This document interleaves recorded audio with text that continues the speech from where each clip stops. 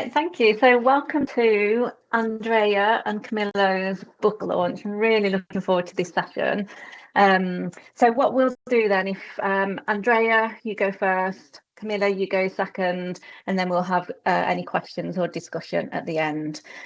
So before I pass on to you, Andrea, I'll just introduce you both. So Andrea is Senior Lecturer in Criminology at the University of Huddersfield.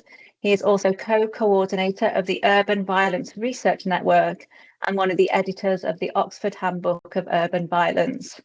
His research focuses on trends in urban violence, gang rivalries, police corruption, and illegal markets.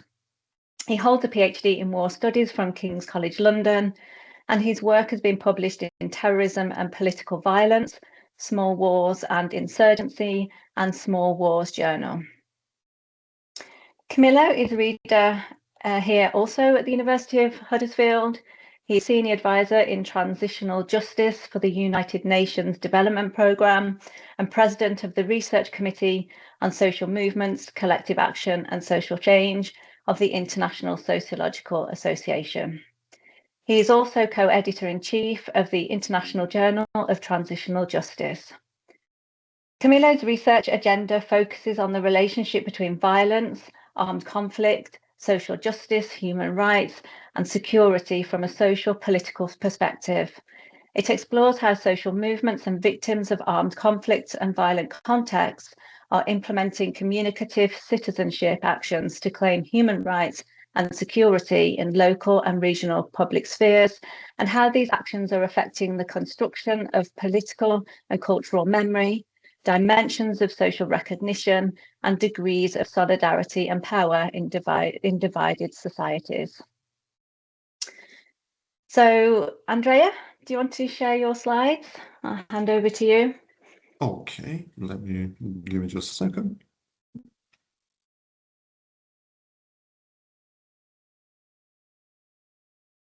Can you see this? Yes. Perfect. Okay, so sorry, let me just. Okay, so let's get started. Well, thank you, Vicky, for introducing me so kindly. Thank you, Camila, for being here as well, of course. Thank you all for joining us today for this session, and thank you for the International Sociological Association for contributing to organize and host this meeting. I'm really pleased today to be presenting my book. I'm really pleased to also hear, of course, Camilo's presentation on his own book just after me. My book is an evolutionary history of the gangs and factions of Rio de Janeiro. And by the way, I also have it here. I don't know if you can see this. It's pretty small right now. That basically was recently, just a few months ago, published with Palgrave Macmillan. This book is a culmination of like years of research. That's 7 years basically now. That started with my PhD research while I was at King's College London at the Department of War Studies, and of course it was honed and refined while transforming that into a book. So let me see if I can get to. So what is this about? First of all, of course, the book, it is a book launch presentation after all. So the book is out now, it's available on the Springer Nature website. And it is a work that follows the history of these criminal groups, the gangs and factions in the city of Rio de Janeiro, but more specifically than just the book. What this is about is trying to explain the puzzle of armed group resilience, as it's called. You know, I do come from security studies kind of background, as you can tell, and in general, the resilience, of these criminal groups in Rio de Janeiro, in Brazil. The focus on Rio de Janeiro is because Rio is a very important city in its own right, in Brazil and in South America, just in general, but also Rio de Janeiro, it's an interesting case study because gangs and factions, these two types of criminal groups, have been basically existing and resisting government repression for decades, decades of attempts by local governments, the Rio de Janeiro state government, and also the Brazilian federal government to dismantle these gangs, but with little success so far. So why have these gangs been able to survive such repression, and how is the puzzle at the core of the book and what the book is basically proposing a response to. So we will go in the time that is allocated to me, of course, talking a little bit more about this issue, exposing the theory that I use in the book to try to explain this issue, to offer a response, talk a little bit more about the data, but the core of the presentation will be the content. So the analysis of the sources of gang resilience in Rio coming from the territories, their relations, and the criminal groups themselves. So Rio de Janeiro, everybody knows it. I would say, it's really, this is you can see in the slide here, is really kind of the postcard, view of the city, what in Portuguese they would call the cartão postal. And I think Brazilians, and especially Cariocas, the people who are from Rio de Janeiro, are really well aware of that, of the fact that the city is Brazil's more in general postcard. It's what a lot of people from abroad will know because of Christ the Redeemer, the beaches, the carnival, and so on and so forth. Of course, they will be aware that it's also a stereotypical image in a sense. This city, though, is still very important. It's also like Brazil's second biggest city. It's a major economic center. It's a major hub. It's a major port, as a port city as well. So it's pretty important. And that's one of the reasons why it's very interesting to understand the puzzle of gang resilience there, because again, Rio de Janeiro is one of the most important cities in the Americas, just in the Americas, just in general, in the American continent, but it has had a very intense criminal problem since the early 1980s. Since then, it has been home to hundreds of gangs, literally, each one of them based in their own specific territory, whose main criminal activity for most of the period under study is dealing drugs. The book itself focuses on the period between 1979 and 2017. So we're talking about, like quite a few decades, quite a long period, because of how the research was conducted. The last few years escape the scope of the book, but it's a sizable period to follow the evolution of these gangs. And these gangs have been, the main criminal activity again is dealing drugs, especially cannabis and cocaine. But to do so, they asserted territorial control over the city's informal communities, the so-called favelas, and they built some of the city's local criminal security orders that have been studied by quite a few different scholars. So Rio is also like a very well-studied case, and yet there was a need for a different look on this problem, because this problem, local national governments have tried for decades to defeat these groups, dismantle these groups, even just the territorial control that these groups exert on the informal communities of Rio, and the fact that it's a publicly displayed territorial control. So gangs are often pretty brazen in just being present in the community, showing off through just simple armed presence, patrolling, but also like funding parties, that basically help with the drug retail business, and at the same time they legitimize, or rather praise, the local gangs. So this is all a threat to the legitimacy of the state. So basically the Brazilian state has felt threatened in its legitimacy by the fact that these criminal groups have been able to show off their power for so long. And the state has been using different methods, like quite a lot of lethal police operations. Just at the end of last year, if I'm not mistaken, it was in October, there was a very lethal police operation that ended with 121 people dead in a single police operation. So it got to a very high level in recent years, but it has been going on for decades.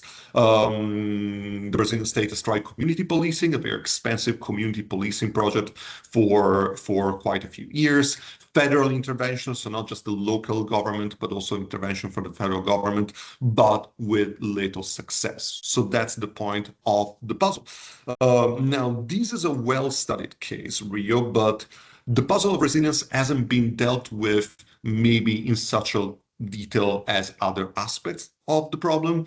And also there has been very little attempt at basically capturing change over time, especially like, in the broader literature. So to the resilience, it seemed to me that looking at adaptation in the face of pressures seemed to be a natural option. So basically, I took quite a lot of ideas from evolutionary theory in biology and did this kind of cross-disciplinary contamination of ideas where I adapted evolutionary theory to the study of urban violence, which is not exactly, it has been done a few times, but it's not exactly your most obvious idea. But this is how the framework that I use in the book, the evolutionary ecological framework, came about.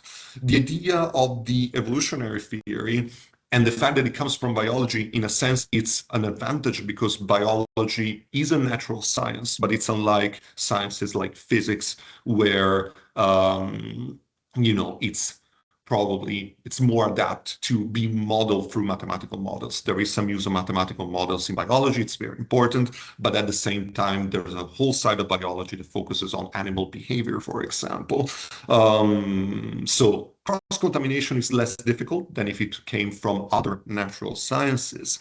And the evolutionary theory really focuses on survival of the fittest, not of the strongest. There is some kind of like common misconceptions about these theory, but it's actually survival of those, creatures or even genes that are fitter to the environment. And the idea is survival and reproduction in the face of selection pressures. So the idea is basically those who survive are more likely than not those who basically adapted well to the pressures of scarce resources, competition, predation, of course, being the presence of predators, and so on and so forth. This theory rests on three necessary and sufficient conditions that need to be fulfilled. So what the book did was taking these ideas, adapting them, of course, you can see in the book how I did it in detail, and adapting especially these conditions, which are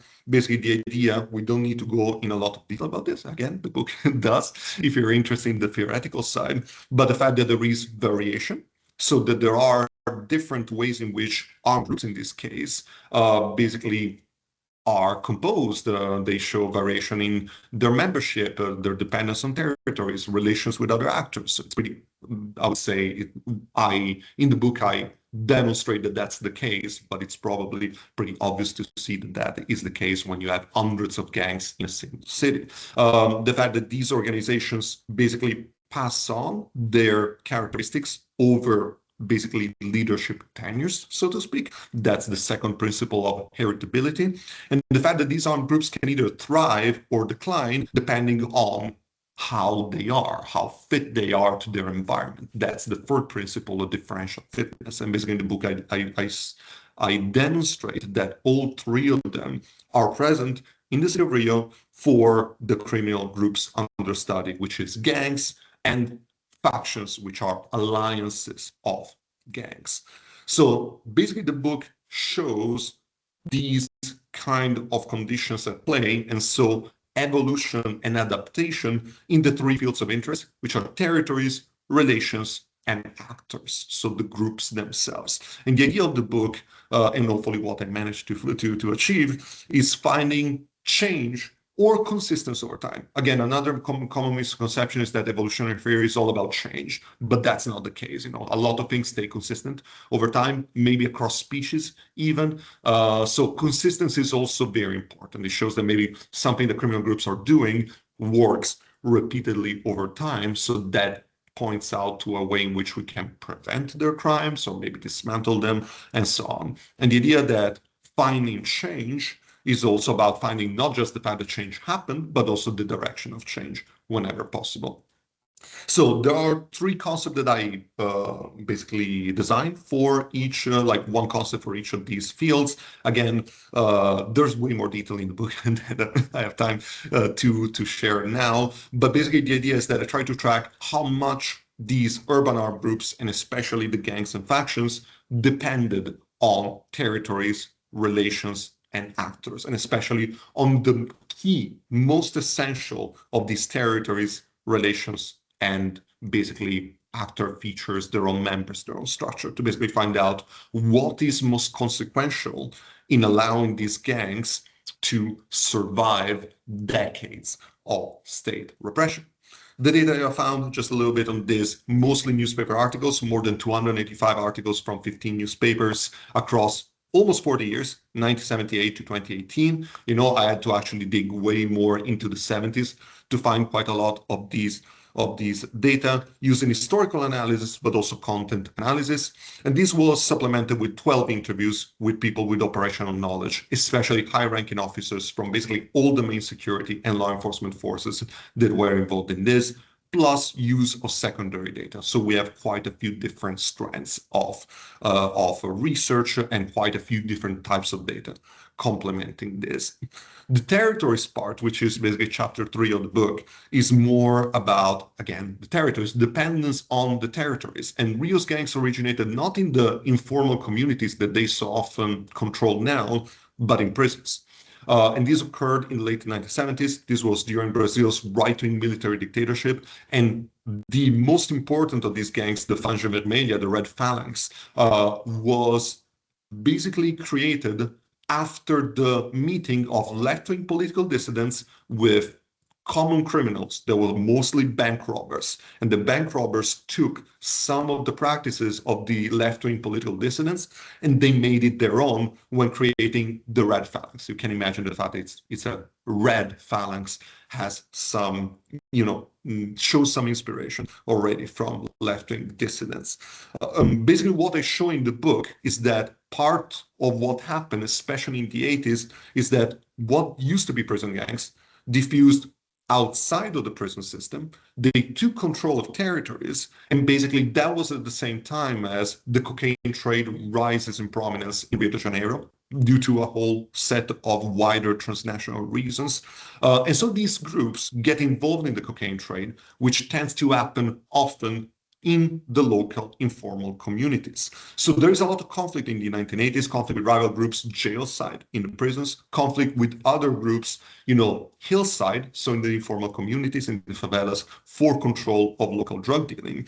But basically, the Red Phalanx grew dependent on both jails and favelas for its survival, and that led to its basically devolution, regression. So this divided attention basically meant that the group split, often along territorial lines and also generational lines, with new basically leaders creating their own splinter group. And that meant that these larger groups fragmented into the loose gang alliances that we see now. So from that point on, the book basically starts talking about the gangs rather than the factions. The factions are the great protagonist of chapter 3, but chapter 4 or 5 is mostly about the gangs, because factions after the 1980s and 90s regressed to basically just be loose alliances. The relations chapter, which is chapter 4, shows that the fact that these local gangs were so entrenched in these informal communities led that they became dependent on police forces, because police forces are, of course, present. They're the main agent of repression, especially the military police in Brazil and in Rio de Janeiro, of course, included. It's tasked with enforcement, law enforcement, and local patrolling rather than investigation. Now, the point is, this relation, it's hostile, but not necessarily. There is cooperation, even though it's very uneasy, forced cooperation. This relation in particular has been severely underexplored. There are a few notable exceptions to this, but there's still quite a lot of study that is needed, quite a lot of research that is needed on this side. So through content analysis, the chapter 4, manages to show this kind of ambiguous relationship that is forced and voluntary. So in some cases, local gangs have quite a lot of power and influence over the local police officers, but ultimately, it seems most of the time, police officers have the strength of the state behind them, and so they can use it to basically get a better deal with the gangs in corruptive arrangements. So that's what we're talking, like gangs depend on the police not being fully hostile all the time to survive. So they enter corruption arrangements with, and the book goes in detail into explaining and showing quite a few different types of corruption arrangements. And this is something that we don't see change on. Like this dependence on, corruption of the police is persistent over time, although of course the types of links and the mix of hostility and cooperation vary depending on the specific context. But broadly speaking, it's a persistent kind of trait. And then finally, last but not least, also because I'm conscious of time, of course, chapter 5 deals with the groups themselves. Again, the fact that these factions structured, the gangs are entrenched in these specific territories, mostly in informal communities. They depend on the territories for their, economic income through drug dealing. They depend on police forces not being hostile to survive. So what happened is ever since the 90s and all the way to now is that they underwent this kind of unplanned, unconscious change that made basically all of their members basically perfectly substitutable. Now gangs can survive any sort of repression, arrest, maiming, killing, and still be able to run because they will just be able to substitute members at every single, basically, rank. And I'm talking about rank because gang structure in real tends to be hierarchical. Even though it's informal, it's not very, it doesn't stay the same all the time. Again, I go in detail in the book on this, but there's broadly speaking a boss on top with a second in command, a mid-rank of managers especially the different products or the different selling points, so cannabis, cocaine, and then a lower rank of soldiers and sellers. And these adaptable over time. Larger gangs have more specialized roles. Smaller gangs have, simpler structures. It's a very adaptable kind of structure. But basically what changed, the change that happened over time in this field is more regarding substitutability. And that's true for the bosses, that always the second in command is basically the ready successor. Bosses are really aware of the fact that their longevity, their tenure is going to be short most of the time. So they have someone ready to take over whenever they inevitably get arrested or killed or any kind of variance in between. There's no rigid criteria to become a gang member. There is no ritual. And more often than not, and this has been going on for decades, unfortunately, children get recruited eventually at the earliest age 8 or 9. So you can imagine that, of course, when you broaden it up to include young children, and you have very little criteria, you have enough people to substitute basically people at any level. So any state repression that tries to arrest or kill and so on will not work. And this has not worked for a very long time. So again, just to conclude, hopefully, not taking a lot more time, over the period of the study, gangs became dependent on favelas for their survival because they are dependent on the drug dealing that happens, and then later on extortion and other criminal activity. This led to local entrenchment, vulnerability to police operations. So the reason why they managed to survive is by striking corruption agreement with sectors of the local police, not of course with all the police, but clearly some people or even units within the police, and by making its members highly substitutable. So the idea of the book is not only proposing this response to the puzzle of resilience in Rio through this evolutionary ecological framework, but only offering this framework for applicability to other contexts, but also focusing on the link between change or persistence and survival, which I think is something that could and needs to be explored more in the literature. So having said that, thank you for listening, and I'm happy to respond to any questions at the end of the session. Let me stop sharing now. Thank you, Andrea. That was really interesting. I've got a couple of questions for you, but I'll wait until the end. Camilla, do you want to share your slides?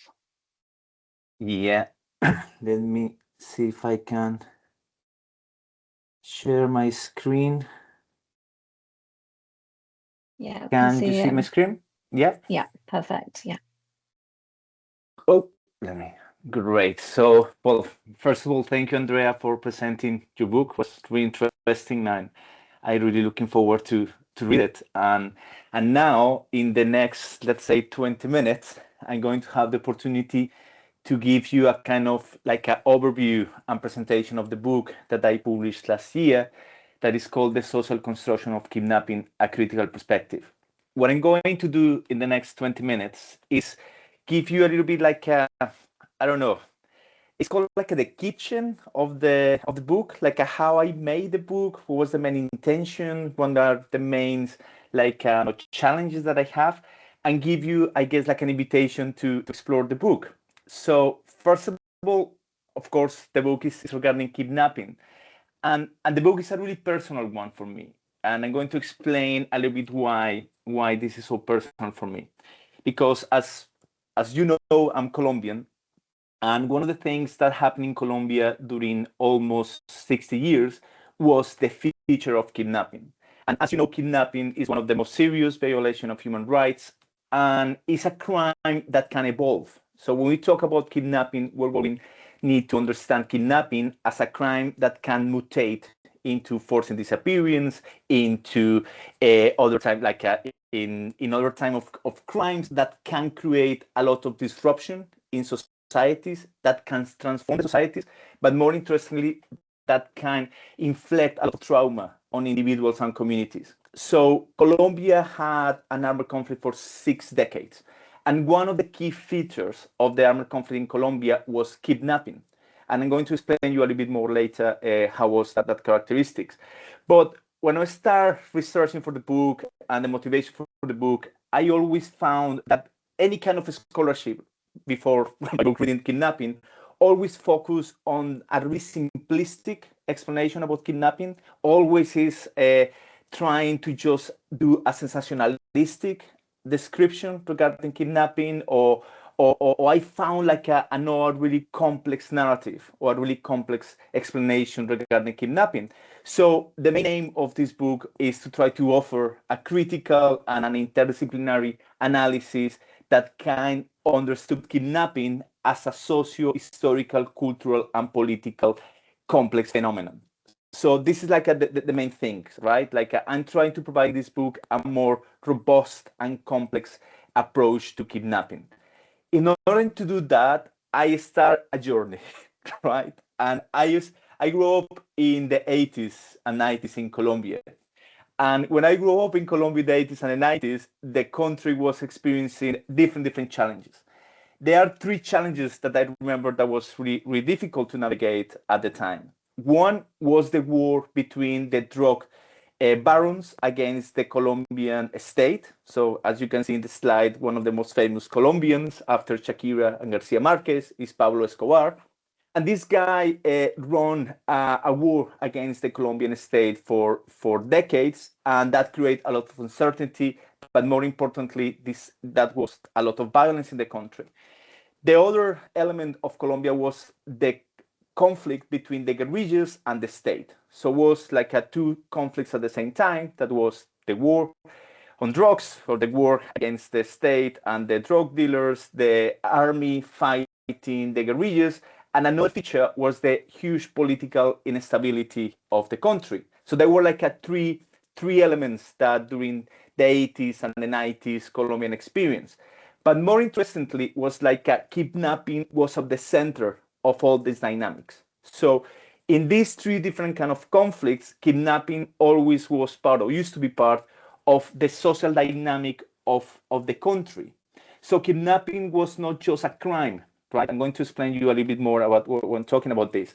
But kidnapping was not just as a crime in Colombia, it was an experience that thousands of Colombians experience, right? And in some ways create and shape the personal identity of the country, and I say like the ethos of the country. And 3 generations of Colombia experience kidnapping as a regular basis, living like a regular feature in their lives.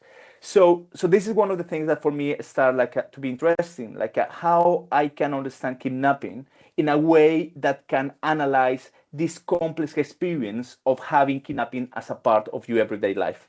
So Colombia was a really good example of that. And what I did was to start trying to analyze kidnapping in different ways. This book took me 15 years of research. I'm going to explain why for a personal reason. One of my cousins was kidnapped when I was 15 years old, and that changed completely the dynamics of my family. And we navigate kidnapping in our personal ways, of course, but that shape and at the same time triggers my sociological curiosity. So this book is the outcome of 15 years of research. And what I did was try to analyze kidnapping from a statistical perspective in Colombia. So what I did was to create a database collecting different kind of pieces of information to analyze the trends and the statistical, like a view of 54 years of kidnapping in the country. So I did a statistic analysis of over 42,000 cases of kidnapping in Colombia that were reported. I did a literature review. I did some comparative analysis between the case of Colombia with other contexts, with Mexico, Nigeria, Iraq, Sierra Leone, Honduras, Brazil, the US-Mexican border. And I did different field work in that other countries to try to understand the dynamics of the crime. I did 137 interviews with former hostages, with kidnappers, kidnappees, former combatants for the guerrilla groups in Colombia, victims' families, policymakers, people from the army, the police. I tried to get like a complete picture of people who have any kind of like a contact with kidnapping. And all this methodological design was to try to create a cartography of kidnapping and trying to develop a social and political and spatial cartography of kidnapping. So the theoretical framework that I did to write the book was using four main theoretical fields. One was criminology. So criminology was a really helpful theoretical framework to try to understand the dynamics of kidnapping. I took a little bit of elements of surveillance studies in order to analyze the relationship between kidnapper and kidnappee, particularly in long-term kidnapping situations, and how different shapes of surveillance happen during that particular moments of kidnapping. I took transitional justice epistemologies. I address memory studies, and I try to create this kind of like a jigsaw in order to understand kidnapping. And of course, sociology is the main frame of that. So the book is the outcome of that, and the narrative arc of the book is as follows. The book has 7 chapters, and this trying to do this kind of narrative arc. The introduction and the first chapter is trying to construct a really robust sociological, political, criminological perspective to analyze kidnapping from a critical approach. So you're going to find in the first chapter 20,000 words in order to try to analyze kidnapping as a social construction. And this is, I'm going to explain you a little bit more later, but it's trying to understand the crime in a more robust and complex way. And from chapter 2 to chapter 6, what I tried to do was, by analyzing the case of kidnapping in Colombia, to do 2 elements. One, to understand kidnapping as a type of violence that can become a way to create different shapes of remembrance. So chapters 2, 3, and 4 is doing this element, like going from violence to remembrance. And in chapter 5 and 6, I'm trying to explore mobilization and justice. So I'm trying to take like a different elements here, like a descriptive analysis of the topic from the case of Colombia, analyzing one element that in chapter 3 is the political aspect of kidnapping and the relationship with armed conflicts. Chapter 4 is regarding surveillance, and especially for long-term kidnapping situations in Colombia. And in chapter 5 and 6, I'm trying to analyze. In chapter 5, how civil society in Colombia tackle kidnapping and try to create different kind of solutions to like a counter-kidnapping civil society solutions. And in chapter 6 is about memory and justice and how transitional justice can be seen as a tool to try to acknowledge and create narratives about truth and justice about what happened. So this book is trying to do this, and each chapter can be read separately. So if you don't have to do a linear reading for the book, you can choose any chapter depending of your own interest. So there are 4 epistemologies that shape the book. One is sociology. So one of the main arguments for me is try to understand kidnapping as a social phenomenon and how kidnapping is a social act that can shape different kind of social orders. So sociology is one of the main epistemologies that I use to create the book and to understand kidnapping. Another one is a philosophical element of kidnapping, and I took philosophical frameworks from Ludwig Wittgenstein for Levinas in order to understand how kidnapping can shape a different kind of grammar, a different kind of philosophical grammar in interaction between kidnapper and kidnappee, how the language games and the role of language and the role of linguistics during a kidnapping situation can shape kidnapping. And of course, all these elements about the other, the otherness, and philosophy helped me to understand kidnapping in that regard. I use a lot of epistemologies from a concept called Gore capitalism.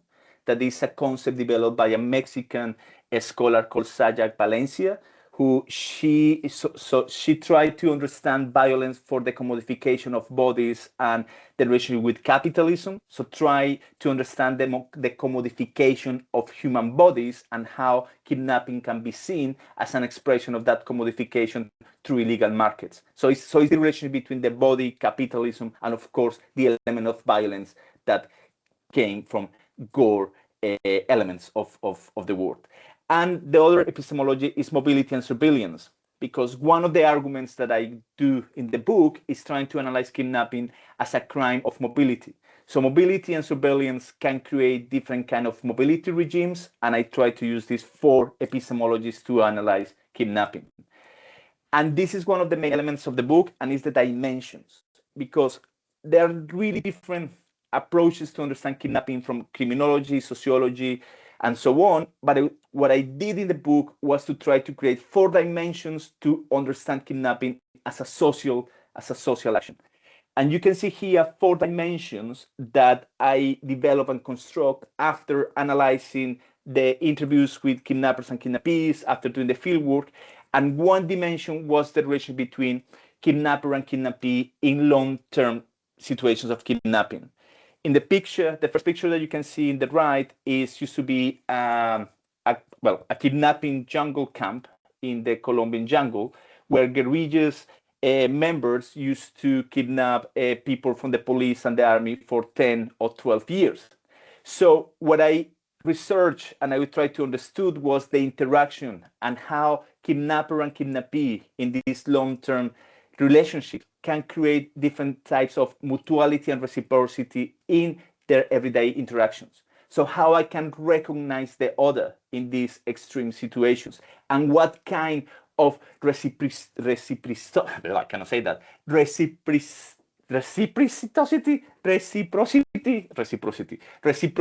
actions happen inside these jungle camps. The second element was to try to analyze the social rules and the social norms and the obligations that these extreme social conditions can create. And the picture that you can see in the second, like a kind of map, there used to be the map where, the physical distribution of kidnapping camps in the Colombian jungle. So what I tried to understand was the social rules and the social orders that after the interaction of kidnapper and kidnappee happened during these camps for a long period of time. But trying to see how notions about care, how notions about trying to understand the humanity of the person in this kind of conditions can create different type of obligations and orders. Another element was about time. So I used the category and the dimension of time to understand the different dynamics of kidnapping, because depending on time, you can have express kidnapping, for example, that is just kidnapping for a couple of hours, or you can have traditional ways of kidnapping, can that be seen for a week to a month, or you can have long-term kidnappings that can be for years or decades. So I try to understand time as a key element and a key dimension for understand kidnapping. And finally, how the configuration of emotions, intimacy, and power can be seen in these conditions. So all these 4 dimensions I try to explain in the book by using the case of Colombia. And in a different way, and another contribution for the book to kidnapping studies is by analyzing the case of Colombia from a statistical perspective. This is the result of analyzing more than 12 databases, official and unofficial, regarding kidnapping in Colombia. And I found that during 54 years in Colombia, there was 42,000 reported cases of kidnapping. This figure doesn't mean anything, but trying to give you like a kind of impact of the thing. Imagine the people going to a Leeds United game next Sunday. All the people in Ellen Road being kidnapped, almost up there. Or if you go to watch a football game in Newcastle in St. James Park, like imagine all the people watching that football game being kidnapped. So was a huge, of course, a figure for the country.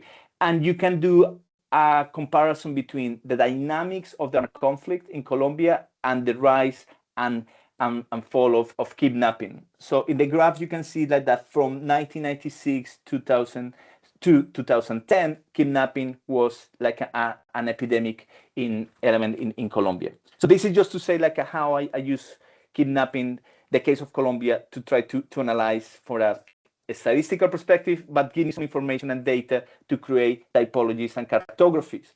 And one of the elements that you're going to see in the book from a conceptual element is the different types of kidnapping that you can find. And I did a typology of 20 types of kidnapping, depending of the capital and the symbolical, cultural, economical capital that the kidnappee can carry.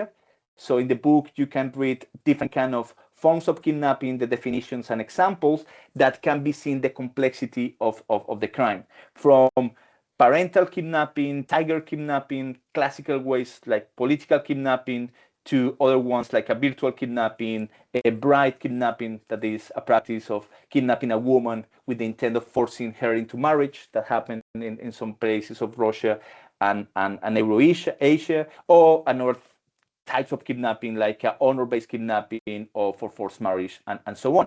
But one of the main contributions of the book is creating this kind of cartographies, to trying to understand how the different types of capital that kidnappees can have could be the catalyzer for different kind of kidnapping forms. So just to say that you will see that different kind of conceptual and descriptive elements.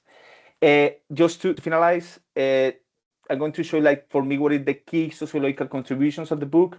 So the first conceptual contribution is trying to conceptualize kidnapping as a crime of immobility. So in order to see how kidnapping can introduce a new sociological category to understand how the control of bodies and movements can reflect structural inequalities and power relations. So power and inequality are two of the main categories that shape this category of kidnapping as a crime of immobility. But another contribution is trying to apply an interdisciplinarity element to conflict analysis. So because by combining criminology, sociology, transitional justice, and so on, I think the book tried to offer an holistic view of kidnapping that is kind of novel or interesting. Another contribution is the perspective that I did for the book, and is from below or from a bottom-up perspective regarding justice and memory. Chapter 6, that is regarding transitional justice, and Chapter 5, that is regarding counter strategies against kidnapping in Colombia, try to center the voice of victims and communities and social movements in this holistic construction of justice and historical memory for Colombia. Another contribution is the theoretical innovation regarding surveillance and enforced intimacy. I tried to explore conceptually how emotions shape kidnapping, but going beyond the sensationalistic aspect, that this is really important, and how these elements of mutual surveillance can be seen as a new type of regimes of power. But of course, how intimacy can be shaped in extreme contexts of captivity. And finally, is a contribution to the debate of memory, recognition, and reparation. So because kidnapping is a crime that has not been addressed in a non-traditional manners regarding victims' reparation. So I think the book can provide and contribute to novel ways to provide victims' reparation. Seven key features of the book in the next 3 minutes. The book is go beyond Colombia. So if you want to understand kidnapping as a transnational phenomenon, please try to read the book. There's different other cases there. I think the applicability of the findings to understand other forms of political and criminal violence. So I think the findings can help us to understand other types of crime. It's a contribution to global criminology for the sociology of human rights and studies regarding memory and reparation. The book tried to reframe the debate on kidnapping and more just a crime against human rights. So once again, it's this type of contribution. And I think the book can contribute to the design of different kind of policies for a more like a human right-based approach. And it's trying to strengthen the cooperation between academia, civil society, and international organizations. And finally, how we can continue to explore different ways to create digital memory narratives, citizen archives, and pedagogies of remembrance. And just to finalize this book is really personal because I think this book there is a need, that is a call to understanding kidnapping from a critical perspective, because it's not just to do academic exercises. I think that by exploring kidnapping and by trying to understand kidnapping can be seen as an act to create remembrance about what happened, to deliver justice to the victims, and more important, to restore the dignity of people who have been in captivity. And this is the picture of my cousin who was kidnapped for 2 years in Colombia. And I dedicate the book to him because I think it's time to create new frames of dignity and restoration of dignity for victims in Colombia. So that was me, and thank you for listening to me, and more than happy to answer any questions. Thank you, Camilo.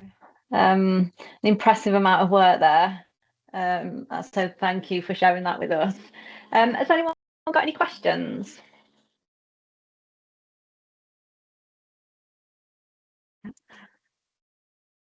I've got a couple. Andrea, oh, sorry, you go first. No, I do have a question on Camilo, for Camilo, on one of the types of basically kidnapping that he mentioned, because, you know, like this is really interesting, by the way, Camilo. Like, so thank you for the presentation. Like, I really look forward to look a little bit more into the book, because I actually started some time ago. But, you know, like one of the things, one of the types of kidnapping that was looking for among the 20 that you identified, maybe would be custodial kidnapping. Basically, my question would be about involvement of police forces in kidnapping, as in carrying out the kidnapping, not necessarily fighting the kidnapping. And just, you know, curious because I saw there's kidnapping happening in Rio, like kidnapping comes up as a crime that happened, especially in the 80s and in the 90s. And there is like an anecdote where it was such a big problem that the police formed an anti-kidnapping squad that then, because it was so powerful, started getting involved in kidnappings and carrying out kidnappings themselves. And it had to be cleaned up by the governor, and at some point, the new head of the anti-kidnapping squad made this declaration, this statement to the media saying, from now on, the anti-kidnapping squad will not kidnap anymore. And that always stayed with me as a declaration, like, wow, okay. So I was wondering whether you saw this kind of like police involvement in kidnapping, contributing to kidnapping instead of fighting it. But thank you for the presentation.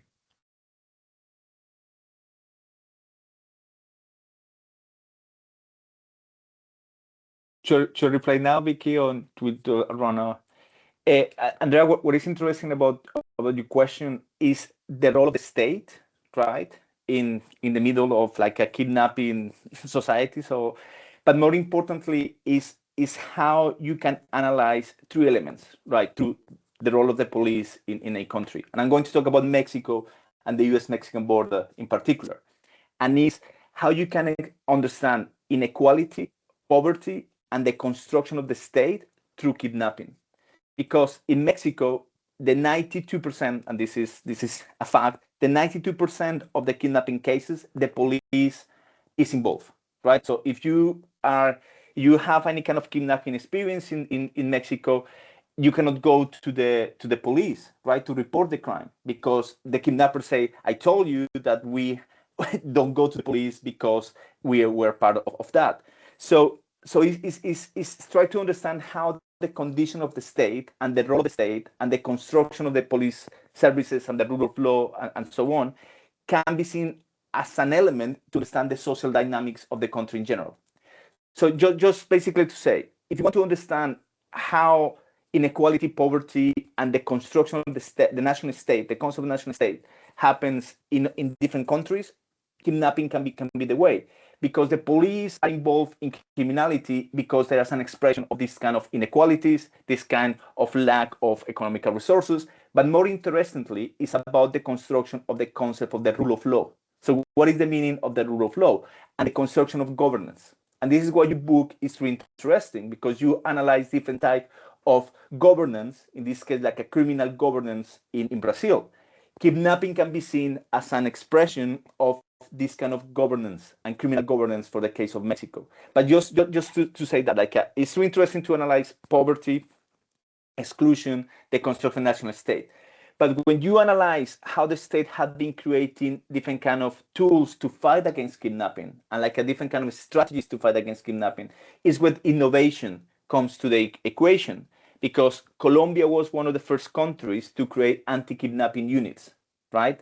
And that example in the 80s and 90s of creating a police squad just to fight kidnapping was a good example and a good practice that was replicated in other countries, like in Honduras, for example, in Nigeria, and in Syria. So you can see like how this crime can shape different kind of dynamics of prevention or to fight the crime, but at the same time can be seen as an expression of the social inequalities of one particular society. I hope that is making sense, Andrea. Thank you. Georgina?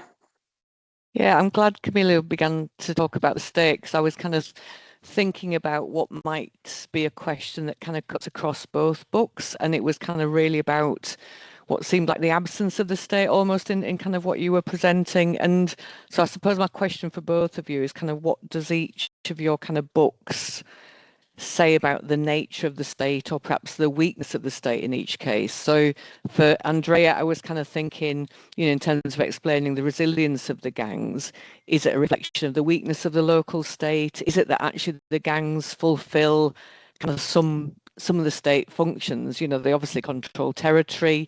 Do they offer security? Do they actually offer any other kind of services that you would normally expect the local state to kind of offer? But sometimes it's about substituting for the fact that the state's actually not doing what you would normally kind of expect it to do. And in Camilo's case, I was kind of thinking again, what does it say about the nature of the state? And I guess, given that sort of time span, has the role of the state kind of changed in Colombia? So kind of what is its role now, perhaps in public recognition, in kind of recognizing, this happened, and providing that kind of official version so people kind of get the recognition and justice that they're asking for from civil society?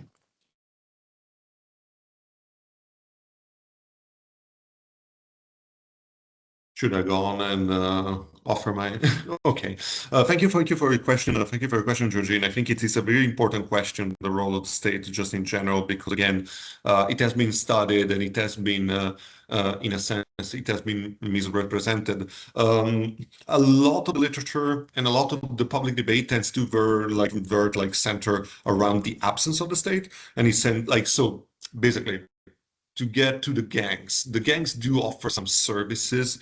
They do offer security. They do offer some conflict mediation. They do offer some, basically support, handouts, very crude forms of kind of bandit welfare, so to speak. But these are not really, and they do, some of them, depending on the context, they do tend to portray themselves as protectors of the community. At the same time, this is not something that a lot of residents tend to buy into. The presence of the gang seems to be tolerated more because there is a problem with trust towards the state. So it's not like a lot of people are really enthusiastic about this, and especially over the past few years, we have seen the rise of the extortion practice, to compensate for the absent flows of the drug retail market. So basically, yeah, that's, of course, the more extortive the gangs become, the more difficult for them to say, we're protecting the community, by the way, pay us the protection fee. They still say it, but, so In a lot of the literature, not a public debate, the image was always, the certain was like, oh, the state is absent. So the gangs are parallel states. I don't think that's the case. I think it's a complex picture where the state is really strong, actually, but it's not interested in these areas. It may be outsourcing some things to these. It's also a complex picture because, I don't know, gangs don't do trash collection. What little trash collection is a lot of these communities, the state does it. What little health, what little school, or like quite a lot of like school and health services, it's the state who does that. So the state clearly is doing some things. It's not doing others. When the state wants, it's very powerful because you got all of the state of Rio and potentially all of the federal government. And when the state wants, it comes into a community and kills 121 people.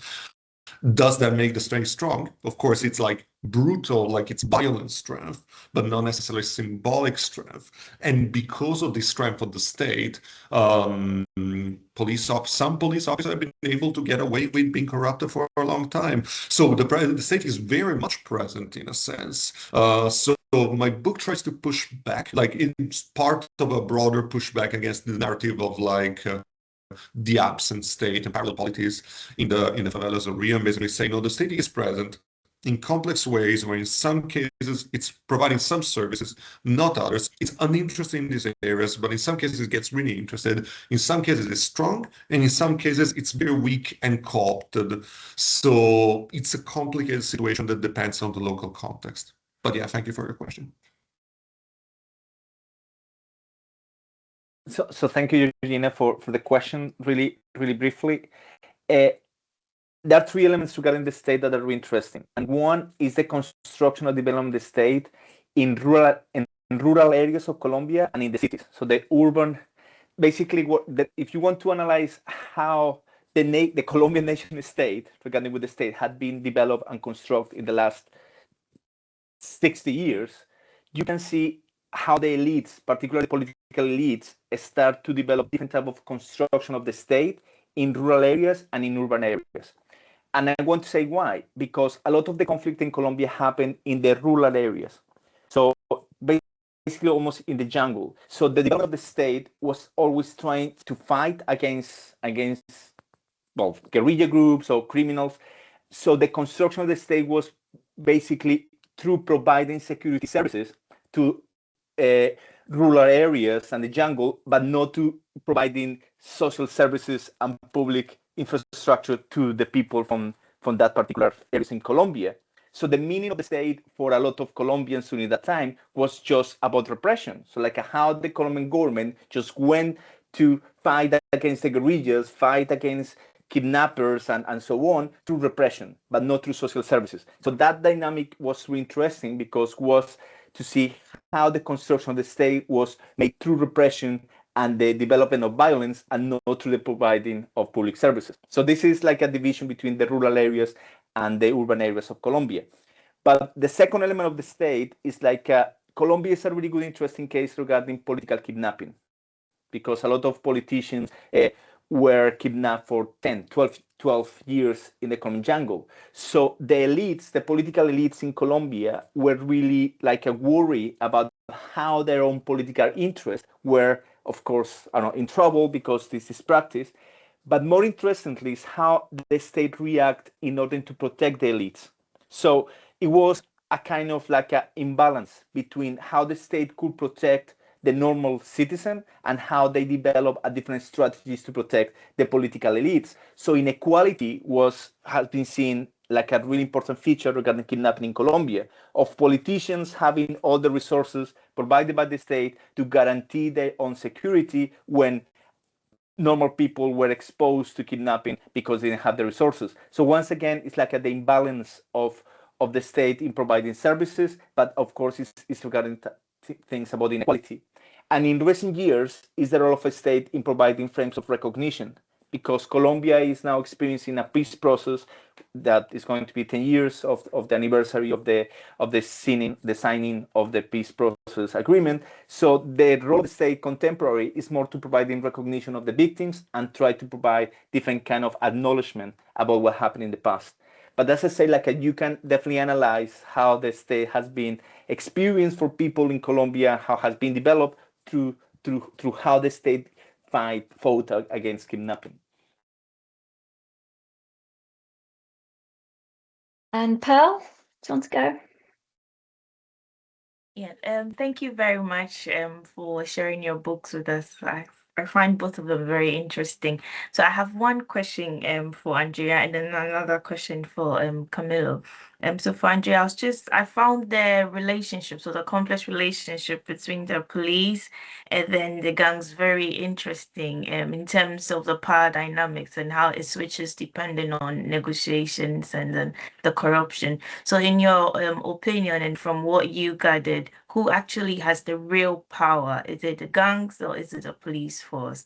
And then the question for Camilo is, I also wanted to find out whether the rate of kidnapping in Colombia has reduced in recent years and whether the people play a role in protecting themselves, whether they have some form of informal security force to try and protect family and friends. In addition to the anti-kidnapping units that the state provides, is there any form of communal societal protection that they offer themselves? Yeah, thank you. Let me go first. Thank you, Pearl, for the question. I mean, it's a very important question. It's an interesting question as well. The easy answer would be depends, of course, but like a more maybe satisfying answer would be that based on what I've seen, it's the state, it's the police that tends to have the upper hand, to be completely honest, because the police has the means of violence, and it has the legitimacy of the state, not maybe in the front of clearly the gang members or even the residents, the local residents, because the local residents, there's a lot of overlapping and similarities with what Camilo was saying, like even though in Rio, in these informal communities, as I mentioned, the state provides some social services, the residents tend to see the state as mostly repressive and mostly going in, with violence, police operations, and then pulling out, creating problems, closing down schools, killing people, arresting people, and so on and so forth. So they don't have legitimacy from that point of view, but they have legitimacy for the rest of the population. So they do have more resources. So I would say the police tends to have the upper hand, but it depends on the power relations on the spot in the single case. There will be opportunities where the local gang is powerful, has a lot of money, has a lot of members, maybe it's in a very large and or complex territory. And if what the police in the case is a handful of police officers that in theory should patrol the community, then they will be, of course, at disadvantage. And the gang will be more powerful and the gang will dictate the conditions. But whenever police officers can call for backup from the rest of their battalion, from other battalions, from the state more in general, they will have the upper hand and they will know it. And there will be cases where police officers kidnap, basically, they arrest people, but then they kidnap, they go in and they do lethal police operations. In some cases, just basically say, we can hurt you, so pay us more. So that's what I've seen quite a few times. Thank you, Per, for your question. Just really briefly, regarding the reduce of kidnapping in Colombia, is a correlation between the dynamics of the armed conflict and the decline of kidnapping as a crime. So in 2012, the Colombian government started a peace process with the guerrillas, and kidnapping started to fall immediately. So you can see in the book, like in the graph, like when the government started to engage in peace negotiations as a part of the negotiation itself, kidnapping started to decline. And after the signing of the peace agreement, kidnapping become more a strategy for criminal gangs to get money, but not a crucial element for part of the armed conflict. So you can see a mutation that, let's say, like they normalize kidnapping, if you want. Like a kidnapping was not anymore a feature of the armed conflict, become just more like a criminal activity. So you can see that the decline. And other countries become more like the increase of kidnapping because of the situation. But just to say that it's a correlation, and from 2012 started a decrease, and now Colombia is really low regarding kidnapping before the epidemic. And secondly, the second question is really, really interesting because it's about counter-kidnapping strategies from civil society and social movements in Colombia. And Colombia is pioneer in creating these kind of strategies from a formal perspective and from below perspective. From above, Colombia developed create NGOs who was just basically to create support and give support to kidnapping victims, to create dialogues with the Colombian government, to do negotiations in some cases for the release of some kidnappees. But we create structures, right? Like a civil society come together, create NGOs. It was a huge social movement against kidnapping in Colombia. That was, the name was the No More Kidnappings. That was a huge, that was central and vital to facilitate the peace process negotiations. So the social movement mobilizations, the NGOs, like people create this kind of like synergies to create institutions. But from the more like a technical and like everyday perspective, Colombians create different ways to counter kidnapping. For sharing information, there is a lot of examples of Colombians creating this kind of islands of support to just basically to share information regarding where a kidnapping group was operating and sharing this kind of informal knowledge to avoid to be kidnapped. It was a practice called miracle fishing that the guerrillas used to create some block roads in the Colombian roads to randomly kidnap randomly people. So all this sharing information was important. Other more adventurous Colombians create paramilitary groups. So you use different kind of like a vigilante groups just basically to protect themselves. But there is a lot. It was a radio show that tried to create an emotional link between the kidnappers, the kidnappees and their families. So you by sending the message. So in the book, if you're interested in chapter 5, is an overview of these kind of expressions of counter-kidnapping from a civil society perspective. But it's really, really interesting to see how civilians came together and normal people just to fight against criminality when the state is so fragile, or the role of the state is not so active to prevent kidnapping. Thank you. We're out of time actually, but thanks so much both for your presentations. I look forward to reading your books and spending a bit of time thinking about what you both said. Really interesting, and thanks for the great questions. So thanks for coming. Yeah, thank you for coming and thank you for creating thank you space. all. Thank you, guys. Thank you.